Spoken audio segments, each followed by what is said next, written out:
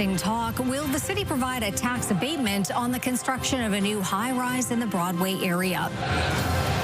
Awarding efforts to take impaired drivers off the road, a Saskatoon family recognizes the life-saving actions. And a piece of Prince Albert's broadcast history on the auction block. This is CTV News with Chantel Saunders. Good evening. We begin in the Broadway area where a new high-rise is being planned. Saskatoon City Council is expected to decide whether its developer can skip the taxes to encourage construction. But as Keenan Sorokon reports, nearby residents want to know if it will bring a new grocery store back to the area. Construction has begun on what will eventually be a 14-story building where the former Extra Foods used to be on Broadway Avenue. The building will have two separate commercial spaces on the ground floor, with a parkade occupying the next 3 floors and 124 residential units taking up the rest of the building. And people on Broadway want to know if that means a grocery store is coming back to the neighborhood. I actually live not too far, and I miss it a lot. There's like no grocery stores by Broadway anymore. This is what they would call a food desert now. Others feel while a grocery store is needed, it might not be in the near future. It would be nice, but I don't think that sort of building would be warranted here. The building itself sounds too expensive, and the groceries would be expensive. To encourage infill construction, city administration is recommending council approve a 5-year tax abatement, which will save the company more than $1.6 million in taxes, split between municipal and provincial taxes. Residents will have to wait when construction wraps up in 2027 to find out what ends up on the ground floor. We do need a grocery store someplace. Right. I was hoping Pitchfork would come in here when they started getting places, but that didn't work. City Council will make a decision on the tax break on Wednesday. Keenan Sorokon, CTV News, Saskatoon. Police officers from across Saskatchewan were honored today for their work in getting impaired drivers off the road. As Hallie Mandrick tells us, they were recognized by a family who knows all too well the consequences of not driving sober. It has been nearly 10 years since the Vandevorst family lost 4 loved ones in an impaired driving tragedy. All of our family still thinks, I wish they were there. There's a part of them that we miss. We miss the funniness, we miss the loving, we miss the hugs. Jordan and Shanda, along with their young children, Cameron and McGuire, all lost their lives in 2016 when an impaired driver hit their vehicle. This tragic event inspired the family to create an award to honor the Saskatchewan police officers who worked to get impaired drivers off the road. By the officers stopping them from driving impaired, they are saving lives. I wish an officer could have stopped the person who hit our children and our grandchildren, and we wouldn't have to do this. MAD Canada's Vandevorst Family Awards have been presented to 191 officers for their efforts in the last year. The awards are handed out in 3 different categories, depending on the number of impaired drivers each officer has removed from Saskatchewan roads. The highest honor being the Platinum Award for those who have charged more than 40 people with impaired driving. That speaks to the officers' dedication, their desire to make a difference, to make the roads safer, and to do what they can do in their own way to make the roads safer for Saskatchewan. For the Vandevorst family, this award is their way of promoting a very important message. The big reason is that we don't want somebody else to suffer this loss. It's preventable. You don't have to drive after you've been drinking. There's all kinds of ways to get home. Hallie Mandrick, CTV News, Saskatoon. The city of Saskatoon is honoring residential school survivors ahead of National Day for Truth and Reconciliation.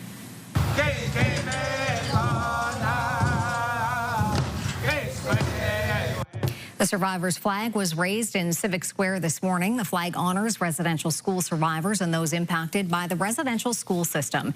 Each element of the flag was chosen by survivors from across Canada. At the ceremony, one survivor shared her experience through the eyes of a 5-year-old. I rode a bus.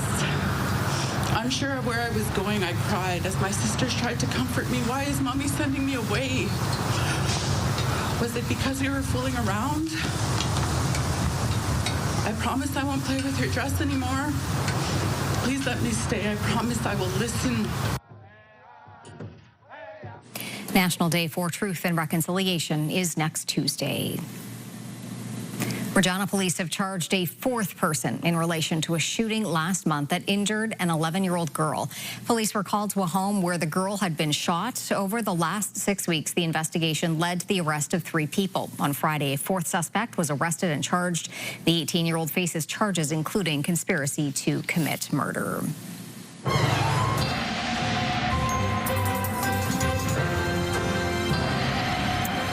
Well, Jeff, summer wrapped up fairly well, and fall is off to a great start. It is. Fairly well. Come on. It wrapped up. Pretty good. It was pretty amazing. A great way to wrap up summer. And as we welcome fall today at 12:19 p.m. local time, we've got ourselves warmer than seasonal temperatures that are going to continue into tomorrow. In fact, even warmer tomorrow. Another high pressure area moving into our region. So we anticipate relatively sunny skies and certainly warmer than seasonal temperatures. And we'll talk more about that later on. Hockey players from across Western Canada will be coming to Saskatoon in the spring for a special celebration. As Hallie Mandrick reports, this special group of athletes is proof age does not matter. Let's show them how to play. Saskatoon's Stroh Arena is home to a very unique hockey league. I guess our attitude changes too, where you're here to have fun more than yeah, there's the odd guy that still thinks he can make the NHL, but I doubt it. But yeah, it's just for camaraderie more than anything else. And the coffee after is worth more than the hockey game before. The Saskatoon 60-plus Hockey League is an opportunity for folks to keep doing what they love, no matter their age. It's an inspiration. I mean, I hope when I'm 80, I can still bend over and tie my shoes, but let alone strap a pair of blades on and go out there and play. But many of those on the team have been inducted into the 80-plus Hockey Hall of Fame, a national organization which recognizes Canadians who are still on the ice after turning 80. An induction ceremony is held in Saskatoon every 4 years, and this spring is set to see more than 30 players from across Western Canada honored. We try to make it for the not only for the inductees but their families and all that stuff. And that's the cool part about it is the families, how they're part of the ceremony as well. So and it's very rewarding. There's also special recognition for those on skates after celebrating their 90th birthday, an honor Stan Hallowell recently received. Well, you get a little bit of exercise, and then I figure it's always half on the ice and the other half in the dressing room. Just the people you meet there, and it's just a great place to be. While the league members are certainly thankful for the recognition, they say it's about a lot more than that. Keeping them in shape, yeah, getting out of the house. My wife loves it because I leave for a while. It's great. It's a great bunch of guys. And you got to do something. I mean, you just want to sit in a rocking chair and die? Well, no. Got to do something. Hallie Mandrick, CTV News, Saskatoon. Saskatoon fans of ceremonies steeped in tradition can add another Saskatoon location to the list of places offering a high tea service. And while it might not be everyone's cup of tea, the combination of a fancy lunch mixed with local culture intrigues many in our city and province. Carla Shinkrick has that story. Well, that's really nice. It's really good. Experiencing the often proper high tea tradition is not something usually associated with the Saskatchewan prairies, but you can search out a few places here, and the newest one is along the South Saskatchewan River. I didn't realize that they did high teas as well, which is, just extra special and, a lot of fun. This birthday girl, who is celebrating her 30th year, has participated in a high tea ceremony before as a fan of everything tea-related, and she says this event was unexpected. My sisters surprised me and are treating me to a nice high tea. They know me well. I love collecting teacups. I love tea. It's always such a nice thing to do with friends and family. High tea is hosted every Sunday here at the shop at River Landing. There are a lot of procedures involved in a traditional high tea, from placement of the napkin to how to break the delicate pastries on the 3-tiered serving platter. But this one here, the Saskatoon version, provides its own flair. And all of a sudden we're all on the group chat. What does that mean? What do we even wear? So apparently you're supposed to do hats and stuff like that, but we just decided to go a little more dressy and just wear your own style. So while there are a lot of formalities with high tea, here they want you to focus on savoring the moment. Slow down and like connect and relax.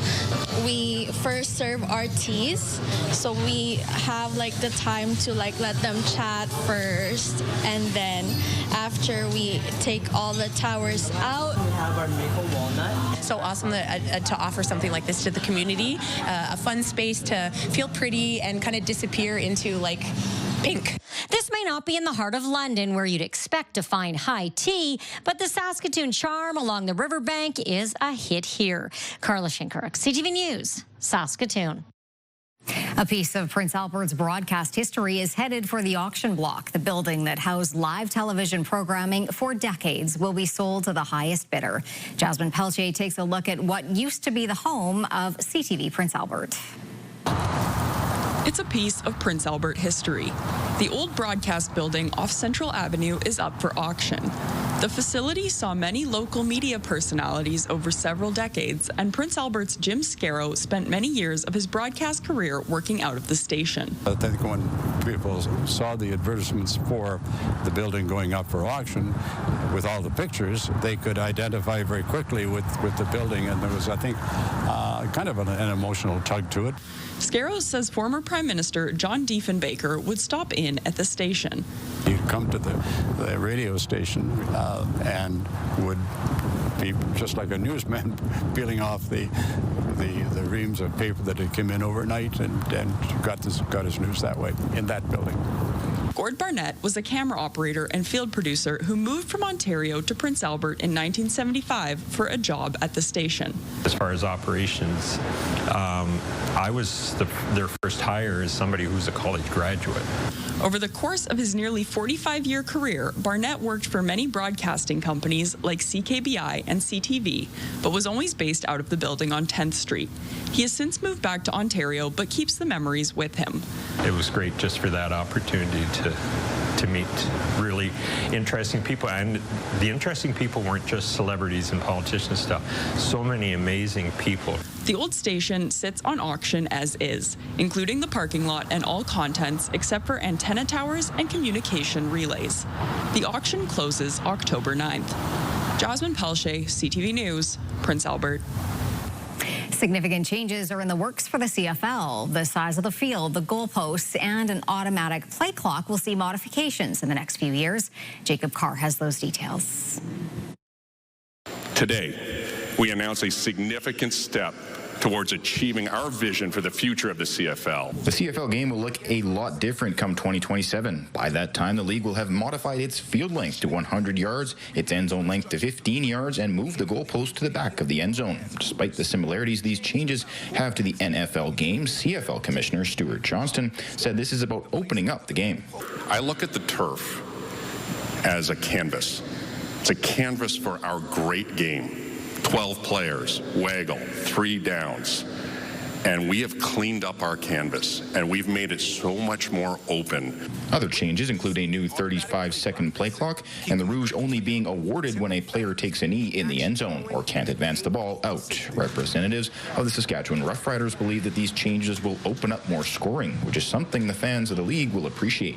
Anytime you have an opportunity to score more touchdowns, and with all respect to our kickers, less field goals, I think is a good thing for fans, because that's what, fans. The touchdown is the most, exciting play we have. There's a reason that Gaynor drives around the field after touchdowns and not field goals. While there is positivity from members of the CFL, in the CJFL, it is a different story. The Regina Thunder say that the field changes will hurt their bottom line. The team plays one annual game against the rival Hilltops at Mosaic Stadium, a game they will likely have to move to Leibel Field. I'm kind of pissed off about it because, I'm just sitting there going, we're losing that revenue that we normally would get from the Hilltop games, which is important for our football club. So if we didn't go to Mosaic Stadium for our game against the Hilltops, we would lose $40,000 in revenue.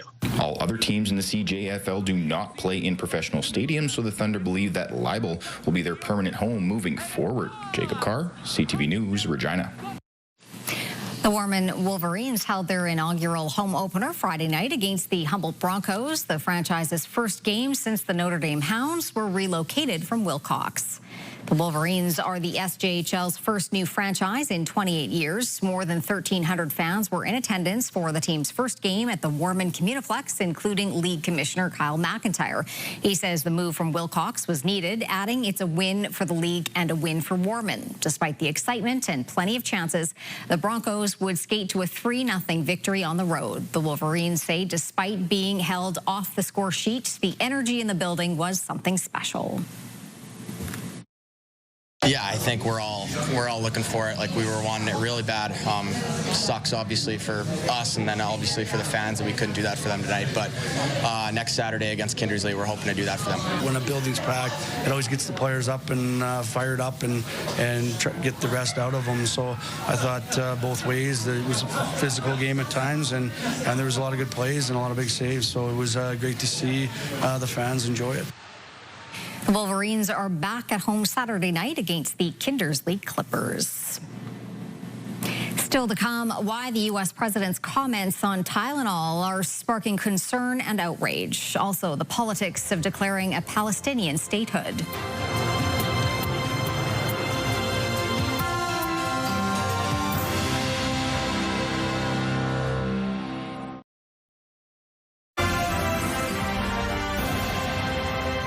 Watching CTV News live from downtown Saskatoon. Thanks for staying with us tonight.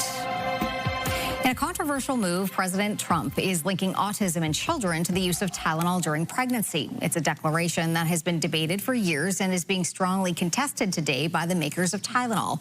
CTV's Michael Couture has more. U.S. President Donald Trump made the announcement late this afternoon with his health secretary, Robert F. Kennedy Jr. The FDA will issue a physician's notice about the risk of taking acetaminophen during pregnancy and begin the process to initiate a safety label change. There is one exception. Donald Trump says that pregnant women can take the drug if they have a high fever. Now, all of this comes a month after a review of previous data written by epidemiologists which found evidence of a link between acetaminophen and the use of that drug during pregnancy and neurodevelopmental disorders like ADHD and autism. The FDA and European Medicines Agency have both looked at the evidence and decided the findings are inconclusive. Now, in a statement, Kenvue, the makers of Tylenol, say, quote, "We believe independent sound science clearly shows that taking acetaminophen does not cause autism. We strongly disagree with any suggestion otherwise and are deeply concerned with the health risk this poses for expecting mothers." Still, the Trump administration is moving forward. Taking Tylenol is not good. All right, I'll say it. It's not good.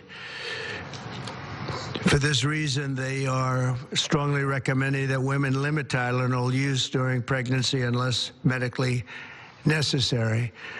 That's, for instance, in cases of extremely high fever, that you feel you can't tough it out, you can't do it. I guess there's that. It's a small number of cases, I think. But if you can't tough it out, if you can't do it, that's what you're going to have to do. You'll take a Tylenol, but it'll be very sparingly. Now, in a statement, Health Canada says acetaminophen is safe and effective for relieving pain and reducing fever when used as recommended, including during pregnancy and breastfeeding. Michael Couture, CTV News, Ottawa.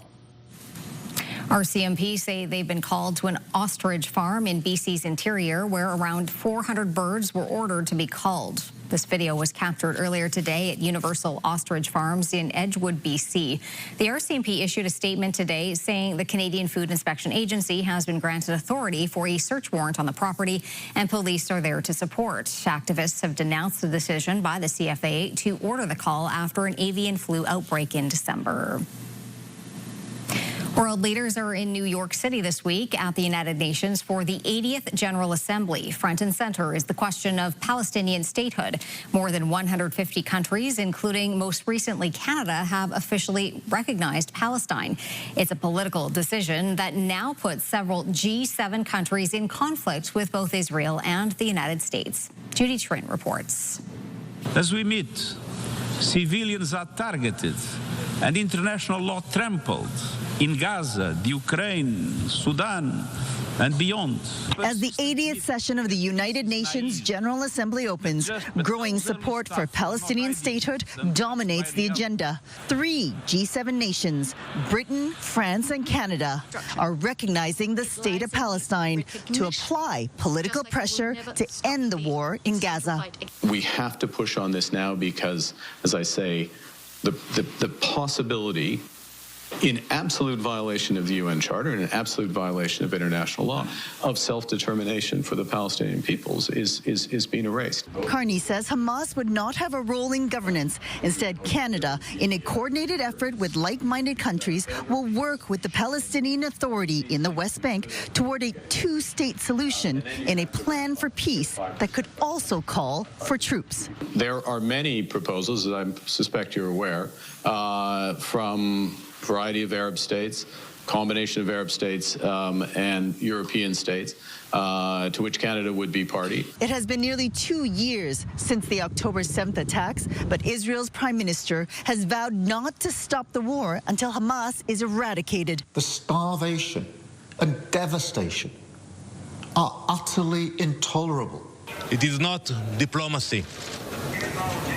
When Hamas is praising this conference and calling it the fruit of October 7th, we know it's a problem. 4 of the 5 permanent members of the UN Security Council, Britain, France, Russia, and China, recognize Palestine, except for the United States. He feels this does not do anything to release the hostages, which is the primary goal right now in Gaza, does nothing to end this conflict and bring this war to a close. And frankly, he believes it's a reward to Hamas. U.S. President Donald Trump will make his stance clear when he speaks in front of the UN General Assembly on Tuesday.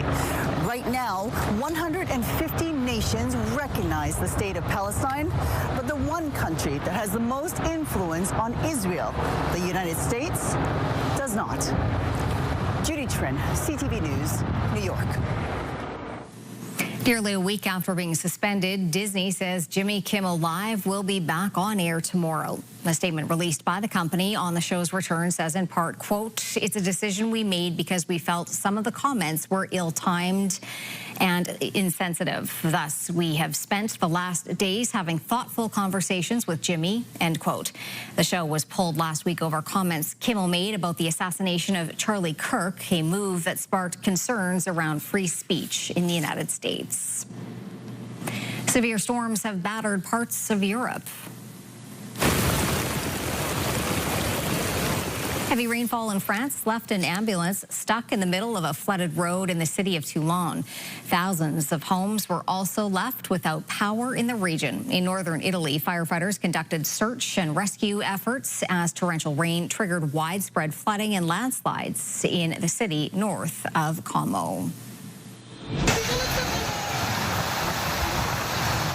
And a super typhoon pummeled parts of the Philippines today, forcing evacuations and triggering storm alerts across Southeast Asia. Footage released by local officials shows strong winds and torrential rain causing large waves to form along the coast of the Philippines. Super typhoon Ragasa made landfall there today and is the strongest storm of the year so far. Authorities suspended work and school across Manila, with residents in coastal communities forced to evacuate.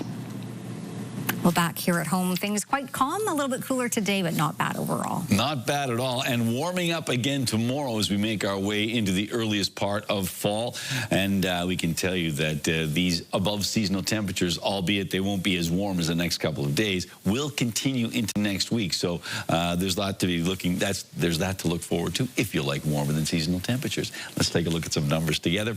Starting off with our current temperatures: 20 degrees right now in Saskatoon, 19 in Prince Albert and the Battlefoods. And as you can can see, the winds are a little less so significant in the Prince Albert area than they are in Saskatoon and the Battlefords. But all in all, these are light to moderate winds in all three locations. Quick look at Saskatoon's Almac, a daytime high today of 22 degrees, so 5 degrees above seasonal, but 10 degrees below the seasonal, the record temperature rather, set in 1948. The record cold temperature, a very cold, -6 degrees, set in 1934. The sun came up at 6:52. It's going to go down at 5 minutes after 7.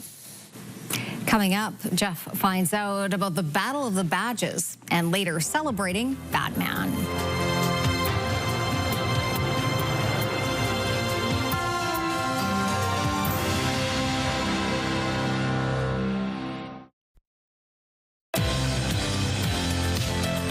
Students have settled back into their classrooms, but how are things really going? Tuesday on Your Morning, a conversation with the province's education minister. We'll see you bright and early at 6.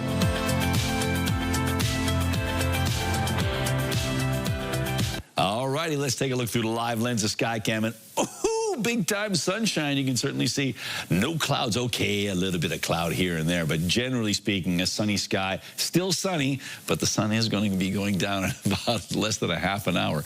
But let's take a look. Our satellite and radar shot here. Atmospheric river impacting parts of British Columbia, particularly the central coast and north coast. Eventually, it'll slide a bit further south, but generally mostly a northern and central situation for precipitation in BC. Some of that moisture gets across the Rocky Mountains into Alberta, but not so much for Saskatchewan and Manitoba. All right, now let's take a quick look at our numbers. We'll just recap that. 20 degrees in Saskatoon, 19 in Prince Albert and the Battlefords. On to our hot spot today. That was Broadview at 26, Prince Albert, the cold spot at 7. Down around our larger cities, the current temperatures of 19 degrees in Lloydminster and Swift Current, 20 in Moose Jaw and Regina, 21 in Yorkton and Estevan. A closer look at central parts of our province. Temperatures ranging from 18 degrees in a few locations up to 20, so only a 2-degree range on this part of our map.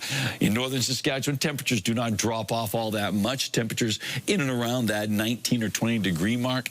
Down south, as you can see, temperatures range from 17 degrees in the East End area up to 21 degrees, and that's in a number of locations. So again, relatively warm conditions as we get into the closer to 7 o'clock. As you can see, our futurecast indicating some stronger winds, particularly in northern areas tomorrow, but otherwise they'll back off a little bit in the afternoon in central and southern parts of the province.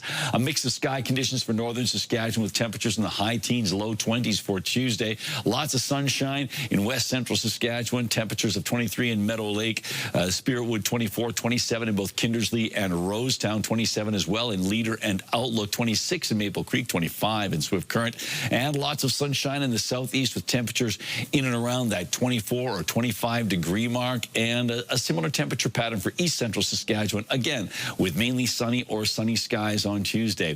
For the Battlefords, dropping down to 4 degrees tonight with a risk of frost. Once it's below 5 degrees for an overnight temperature, that's when Environment Canada issues a risk there when it comes to frost. 26 degrees tomorrow for the Battlefords region, 21 on Wednesday, 19 on Thursday, 18 on Friday, and then back into the low 20s for Saturday, Sunday, and Monday. So a nice first weekend of fall. For the Prince Albert area, clear skies and dropping down to an almost dangerously low 2 degrees when it comes to some of your more delicate plants or vegetables that are still out. 26 degrees tomorrow with some breezy conditions in the afternoon, staying at 26 on Wednesday, 19 on Thursday, 18 on Friday, and the first weekend of fall, 22 degrees on Saturday, Sunday, 23 and 22 on Monday, and Saskatoon's overnight temperature 3 degrees with a risk of frost, 26 degrees tomorrow, and mainly sunny conditions, and 27 on Wednesday, 20 on Thursday, 19 on Friday, still above seasonal, and then 23 on Saturday, 24 on Sunday and Monday, so things are looking pretty good temperature-wise.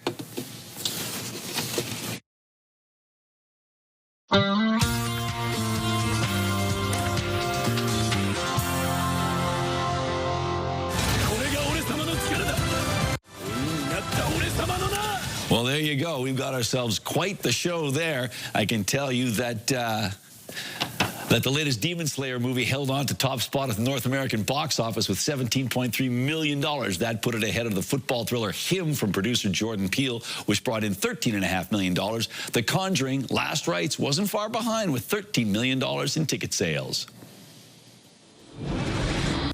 Marvel star Tom Holland is taking a break after suffering a concussion on the set of Spider-Man Brand New Day. Insiders describe the injury as a mild concussion, and say Holland will be away from the set for several days. Nobody else was injured. The new Spider-Man is one of the most important movies on Sony's upcoming slate. 2021's Spider-Man No Way Home stands as the studio's highest-grossing movie of all time, with almost $1.2 billion in ticket sales.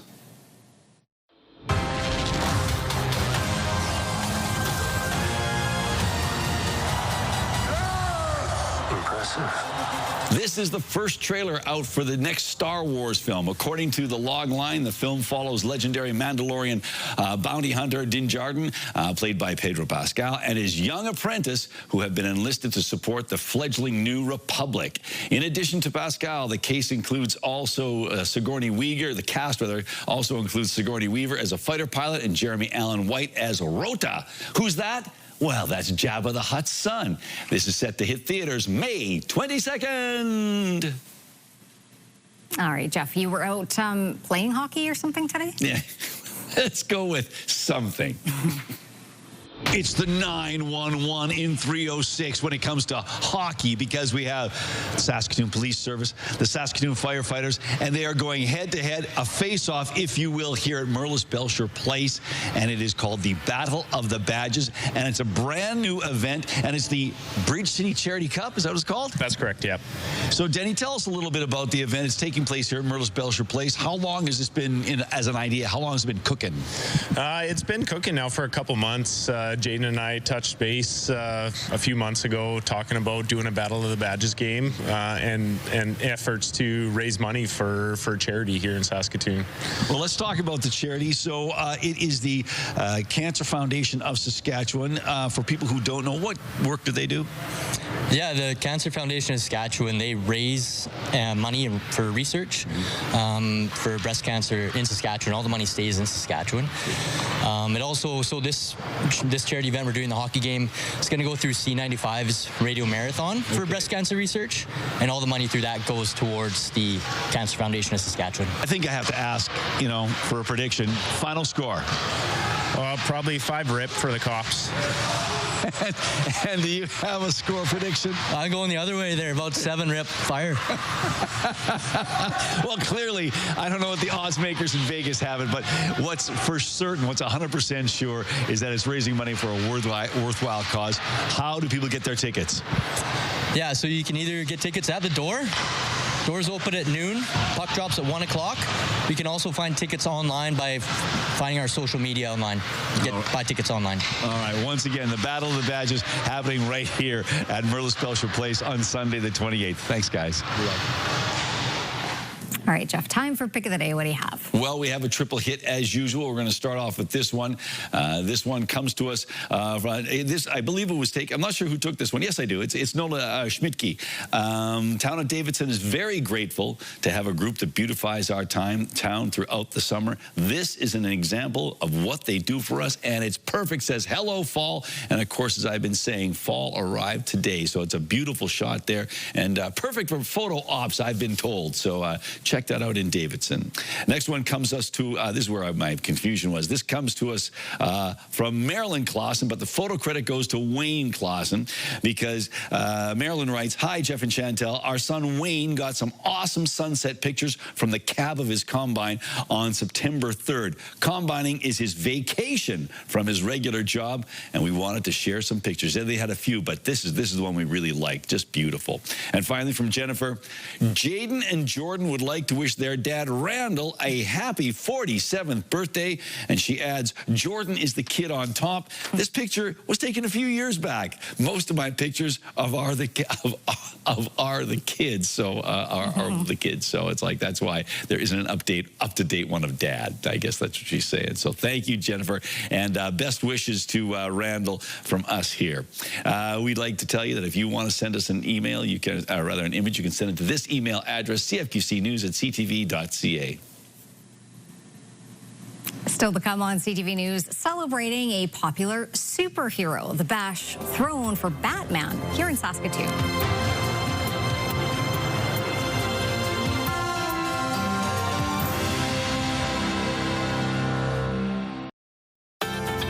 Your morning just got a little brighter.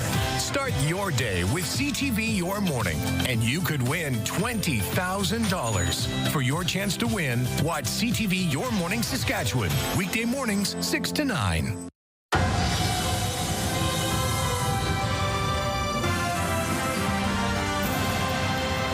Iconic superhero was celebrated over the weekend. As CTV's Stacey Hine tells us, Saturday marked Batman Day.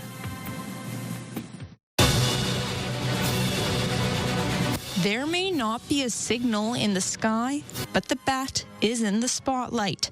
He's front and center at this comic book store commemorating Batman Day. Basically, just a lot of happy people coming in talking Batman, so we get to share stories and what our favorite books are, kind of thing. It's very fun. It's very social. Created in 2014 to celebrate Batman's 75th anniversary, the day is typically observed on the third Saturday in September. It honors the pop culture icon known as the Caped Crusader. He was first created in 1939, and he's been around, I think we figured out 86 years that is now. So many movies, TV shows, books, video games, like he's ingrained in culture. Jeff Koser says his store is celebrating with discounts on all Batman merchandise. Wyatt Pizzi says Batman is his favorite superhero among all the franchises. He stands out between all other superheroes out there. He's just a man, so like that's really inspiring to me. Meanwhile, Jocelyn Thiessen says one of her favorite things about The Dark Knight is his diversity. He can be dark and brooding, or he can be the man who adopts kids to help them and to create them into Robins. Thiessen also pointed out that Batman played a key role in shaping DC Comics' identity when he debuted in Detective Comics, the series that inspired the company's name. He kind of deserves a date all to himself. And, I like that I get to have a discount on my comics. You don't need to go to Gotham to celebrate Batman Day. The love for The Dark Knight is alive right here at home. Stacey Hine, CTV News, Saskatoon. When we come back, Saskatchewan celebrates athletes worthy of the Hall of Fame, and later a unique celebration of art in Saskatoon.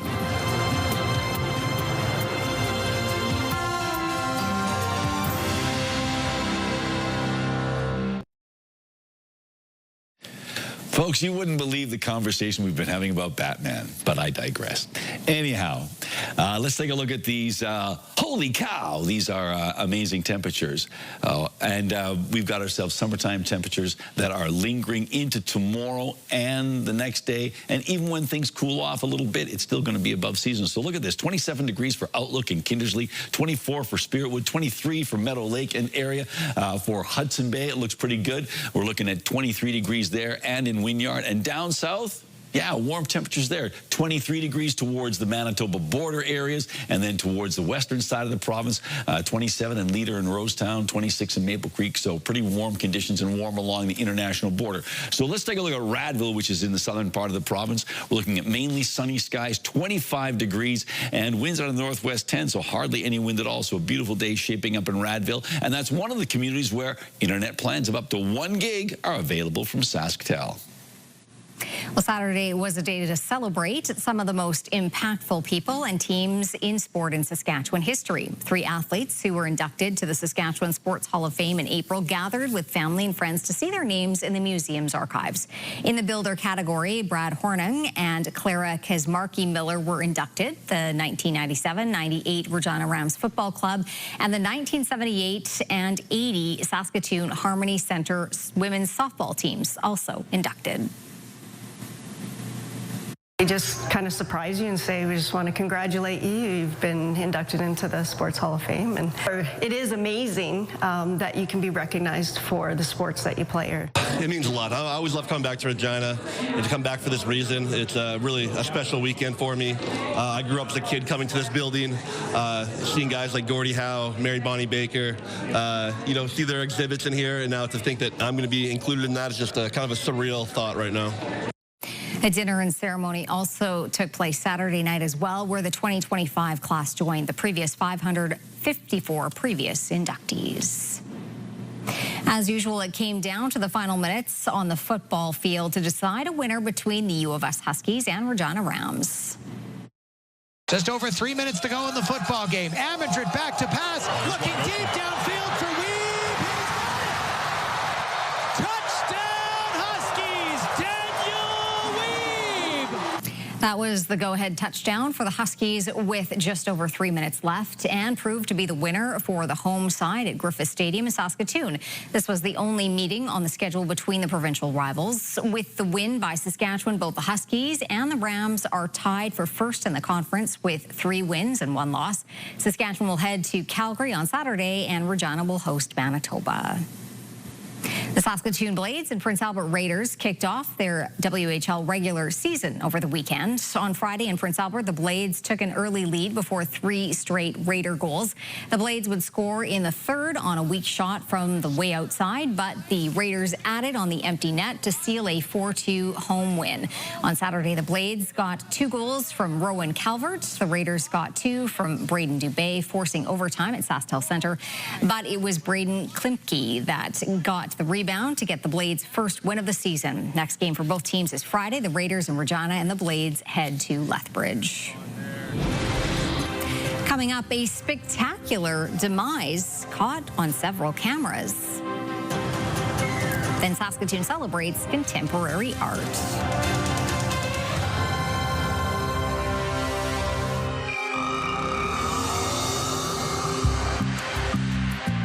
Hey there, Derek Chesney here at the Saskatoon Crime Stoppers. This week on Crime Stoppers Unmasked, we're needing your assistance to identify 2 suspects that were involved in an armed robbery. On September 10th, 2025, at about 6:30 p.m., 2 suspects entered the store in the 1600 block of Westview Place. Loss prevention staff confronted the pair as they tried to leave with 2 concealed bottles of vodka. During the struggle that followed, the male suspect pulled out a multi-tool and threatened to kill the staff member. Both suspects then fled the scene. The male suspect was of a slim build with short dark hair and a jawline beard. He was wearing a white t-shirt and red shorts. The female suspect was of slim build as well, with long dark hair that was up on a ponytail. She was wearing a green Calvin Klein t-shirt and had black shorts. Both suspects appear to be in their 30s. Do you have information about these suspects or information about any other crime? If so, please give us a call at 1-800-222-8477 or leave a tip online at SaskatoonCrimeStoppers.com. You can also check out our Instagram on our homepage for photos of the suspect and other active crimes within the city. We pay cash rewards of up to $2,000 for information that leads to an arrest. We don't want your name, we just want your assistance. Saskatoon Crime Stoppers. Do your part to stop crime in our community.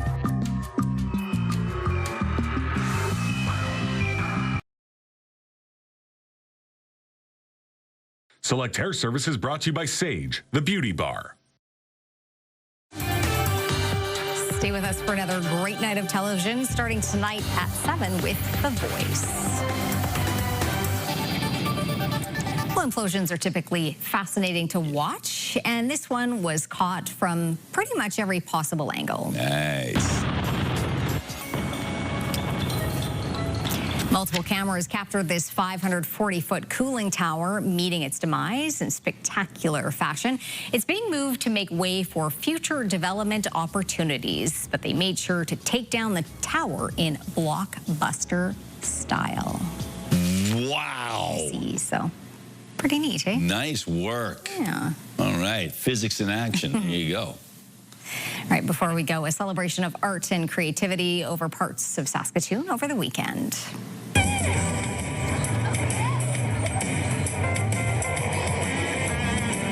Interactive exhibits like this one, theater and artwork, all part of Nuit Blanche. People were able to take in the fun in the Broadway area, downtown, and River Landing. Nuit Blanche is billed as a contemporary arts festival that is free to the public. It's been running in Saskatoon since 2014. And you couldn't have asked for better weather on the weekend. It was fantastic weather for Nuit Blanche and for any other outdoor activities that were going on. I think a lot of people took advantage of it. So if you, and I think some people took advantage to do some yard work. Is that what your weekend entailed? Maybe. Anyhow. Well, there's more to do next weekend, too. Yeah, well, I think that's going to be the case, yeah. Fence has got to get painted. Anyhow, let's take a look at some numbers here and just a quick look at what we've got going on. There we go. We can tell you that it's going to warm up to about 24 degrees tomorrow afternoon, about maybe even 25. And windy. Yeah, a bit breezy. Thanks for watching. Have a good night.